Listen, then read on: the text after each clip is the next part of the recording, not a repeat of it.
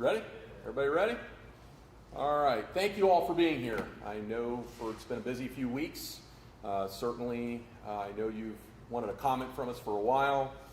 We certainly wanted to respect the process. Obviously, our members had to see this information, had to vote, which they did, and then council had to vote. We didn't want to disrupt that process. I think the mayor discussed that yesterday, and we appreciate your patience in doing so. I'm not going to go into too many details about the contract. You have reported pretty good on those from our sheets I'm sure we've sent out and other discussions you've had, although I'll answer questions at the end if you have them. I will do my best to answer the particulars. I do want to say several things today. First of all, I'm very proud of our contract team. I'm very proud of our lodge attorney. I'm very proud of our membership. You know, the FOP, I said very early on, and I'm going to go back to 2020 when we had the riots in Columbus. And I said very clearly that we would listen, learn, talk, and communicate with the public, with stakeholder groups, individuals, and we did. Met some very interesting people, some interesting relationships that I value, and hopefully they do as well. We were able to share the community's concerns and our concerns, which is how it should be. We told you that we negotiated a citizen review board already in Reynoldsburg. And there was three things I've said all along that were deal breakers. We wanted to ensure our people were treated fairly. We would not jeopardize the safety of the officers or the public. And we stood by that. And we still stand by that. And we were still able to accomplish this through this process. We have some of the best police officers in the country right here. I'm going to say that again. We have some of the best police officers in the country right here in Columbus, Ohio. Why do I say that? Not just because I'm president of this lodge. I said that before I was president when I was an officer here. I've been very privileged throughout my years at Columbus to travel around the country and see other departments, see other community groups and how their interactions have been with other departments across the country. And we are leaps and bounds ahead of some out there. I would put our training up against any in this country. They're phenomenal people, but they are people. And we want to be treated fairly, as we've said. I appreciate the mayor and the press conference and the other stakeholders that spoke yesterday, thanking the FOP and the membership. I'm also glad that out of this deal, as I said, some of the best police officers in the country are compensated in a manner they should be.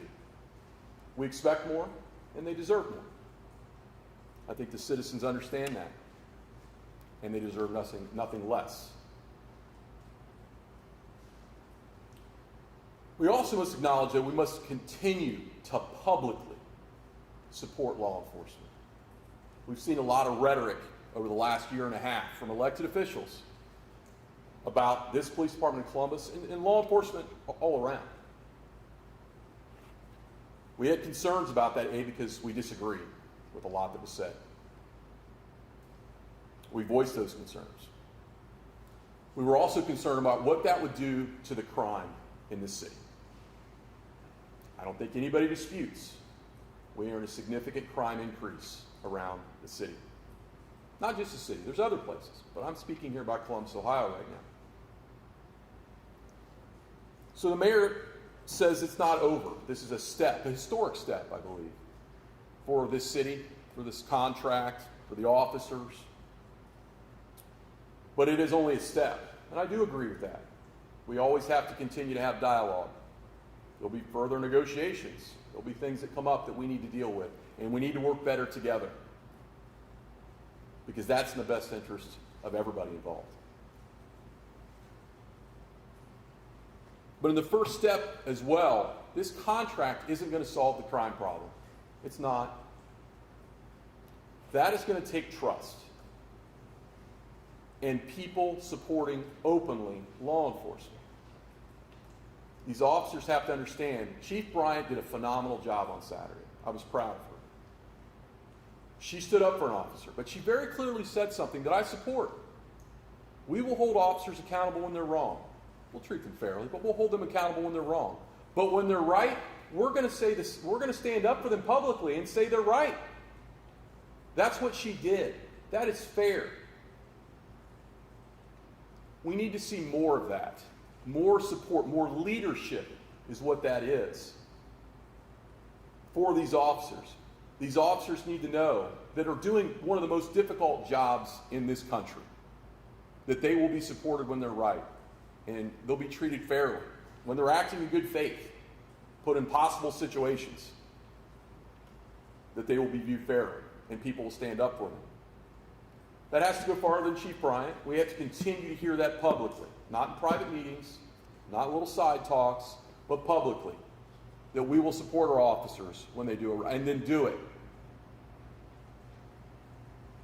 In doing that, officers, we will have the ability then to feel comfortable to believe in the new chief, what she wants to do to attack the crime problems we have in the city.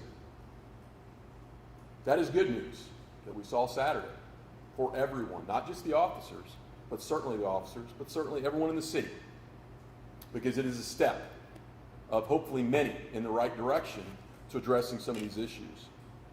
I saw an article with the city attorney, Zach Klein, who said he supported the police. That's a step in the right direction. We need more of that, and it's okay, and I've said this very clearly publicly and privately in meetings with elected officials. It is okay to say you hold the police accountable. I'm okay with that. Treat them fair, but when they did the right thing, and the citizen was wrong, or the interaction just wasn't the way it was portrayed, you need to stand up just as much. You have to point out those things. That's fair. It's time for these elected officials and the chief and the leadership in this city to stand up and say, we've had enough of this crime. Not one more innocent person should be killed in this city. We have to work together to do that. It's not just one policy being made at city council meeting or not one thing the chief says. It's all of us. Citizens, elected officials, leaders within the police department, and the officers themselves, and the FOP to help those problems. We can do it. It's going to be a little bit of a rough road to get there, but we can do it. And the citizens of Columbus deserve that. No one should fear walking out their door, being afraid to walk out their door because of gunshots. Nobody. Doesn't matter what neighborhood you're in, what area of the city you like to go to restaurants, doesn't matter. It has to stop, and we have the ability to do it.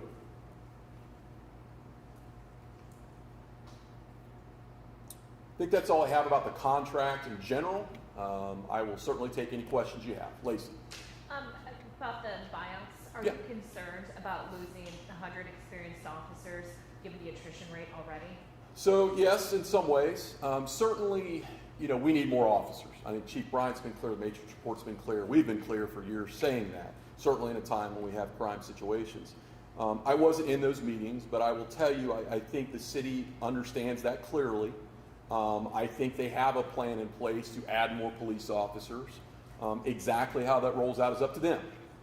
But I do think everyone acknowledges we can't afford to lose many more police officers without a plan. They say they have one. I'm confident that they will do the right thing. If not, that is going to make things worse. I would agree. But I think they did address that. Along those lines, what does it say to officers who are there? They're talking about getting, they haven't used this exact word, but getting rid of bad blood or officers that maybe don't agree with the mission. I mean, what do you think of that?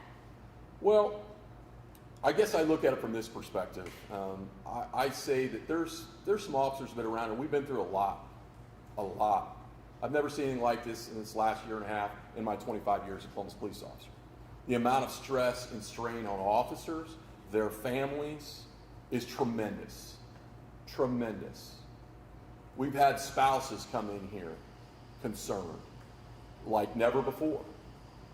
So I think if it gives an opportunity for someone that has just been through all that and this is just not for them anymore, then that's okay. We're okay with that and take care of that. But there has to be a plan to replace them. Now, we expect that how they replace those individuals will absolutely keep the same standards of excellence that we demand and the citizens demand. That's key. As long as they're doing that and we get these officers in, we'll be okay. But there has to be a plan, has to be followed through. Yes? Since the contract was approved, what level of interest have you seen from officers in taking these buyouts? Yeah, so we don't know anything about that. They are instructed, there's a couple different names from the city that they will email at the appropriate time. It's not yet. There's a lot of talk, there's always a lot of talk. I have no idea. I don't know if 10 people are interested or 100 people are interested. We won't be a part of that. That will be done through the city, and the city will have those, but we don't have any exact numbers. Yes, Beth? When you look at adding new officers and you see what other departments have been able to pay officers and offer us benefits, do you think that this new contract will help Columbus be competitive in terms of drawing the best recruits in Central Ohio? It's huge. I mean, look, most of us don't do this job for the money. A lot of us could go out and make a lot more money in other places. People do this job because it's a drive inside them. It's something they feel public service is what they are meant to do. But there's a lot of places you can do that. And Columbus, Ohio, and the citizens deserve those top candidates. And you're 100% right. I think we were 13th or 14th in Franklin County in pay. That should never happen. We should always be up there. And I think this is the first time, I believe, that we've ever been at the level we're at. In my career, probably prior to that. So I think from a recruiting standpoint, we talked about this with the rhetoric and everything that's happened. At the same time, we say we want great new candidates and we want to increase diversity. Who wants to come work here during that?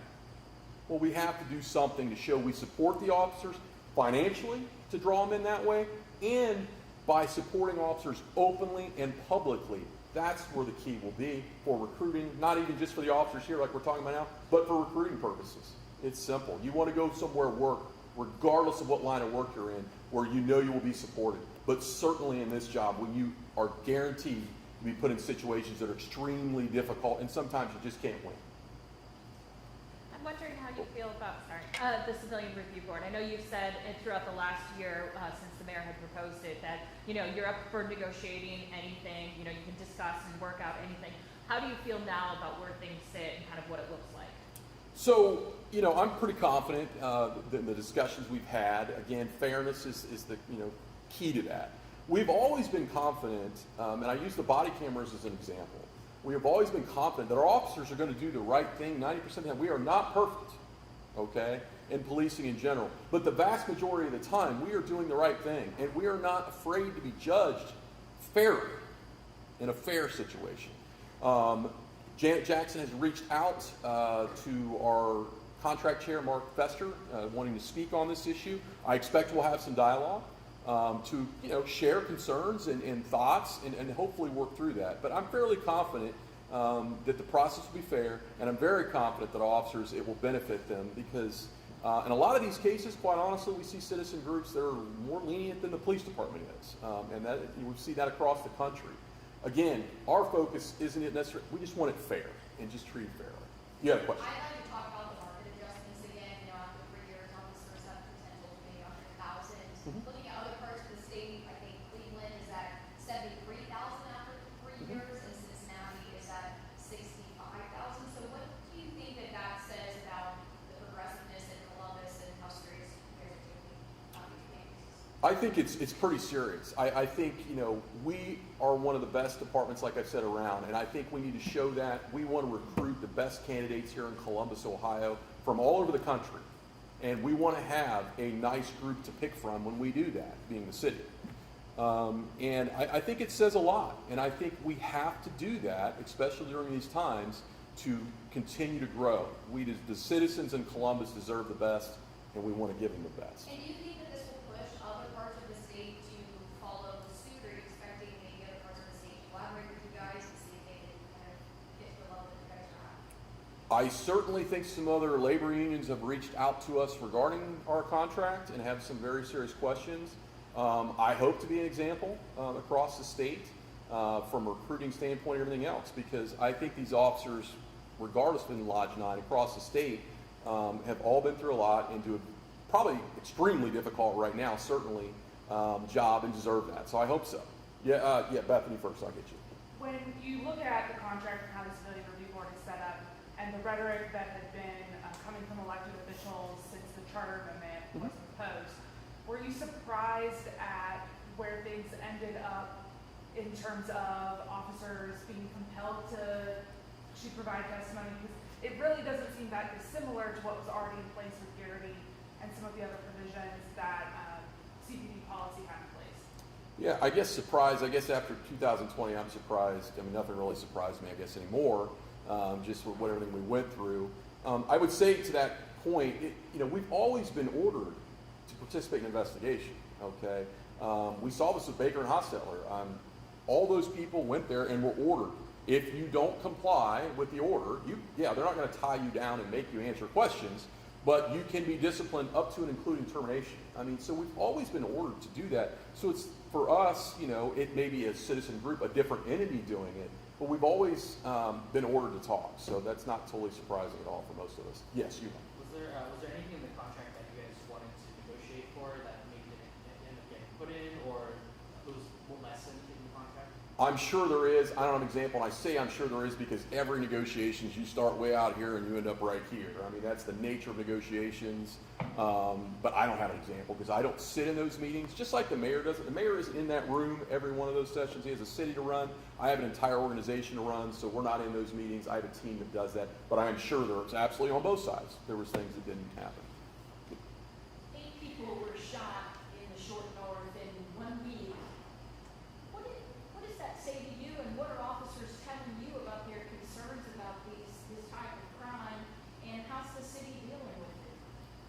So the officers and the FOP, we've been saying this, we saw this coming, right? We are in these communities every day working. We see the escalation in violence probably before the public sees the big numbers come out. So the officers have been concerned this entire time for this, and we've tried to share that concern. How the city is dealing with it, Chief Bryant's only been here a week, okay? I think she's still trying to get her feet under her here and figure out how to deal with some of these things and get the lay of the land. I do expect, I know she is talking about reallocating resources around the city. I think we'll have discussions about that, but we'll have to wait and see exactly what her plans are. But I think there's genuine concern just about everyone about that. And it's bad. It started with Bicentennial Park was a big story. Now we're seeing in the short north. And let me be clear, I am not okay with the violence regardless of where it is in the city. It's terrible. But certainly those get big media headlines, and we know that. So, Lacey.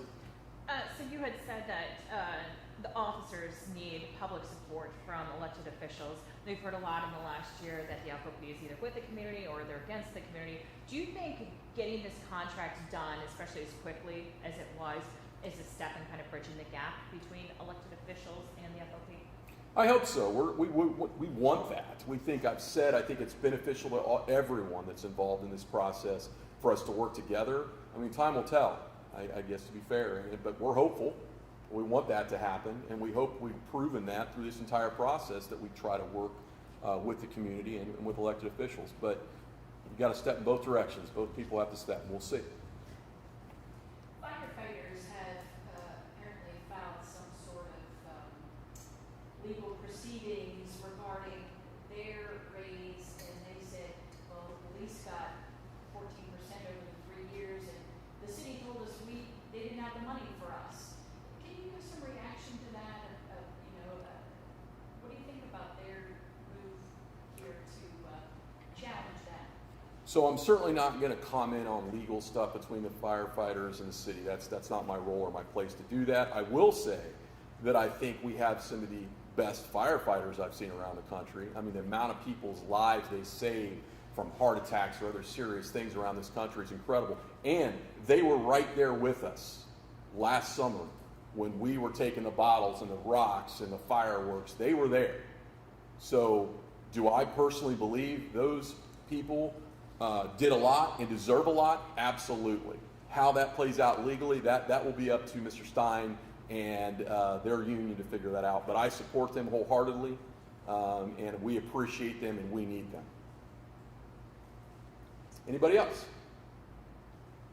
Thank you very much. Appreciate it.